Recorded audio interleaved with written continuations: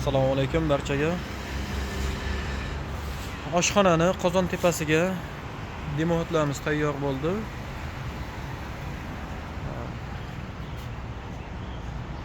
Ikkala yoni ham bek. Bu shashliklar tepasiga tayinlanadigan zon holatida tayinladik. Endi ikkala yoni ham bek.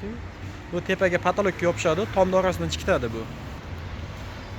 Uzunligi 280, bo'yi 125. Tunigan o'sha bo'yiga tayinlandi. Yoni 35 sent. Bu yoni. Tepa demohoti 70 ga 35.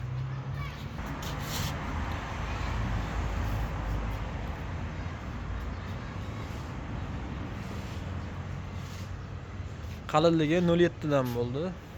O'sha eng yaxshi tunigadan.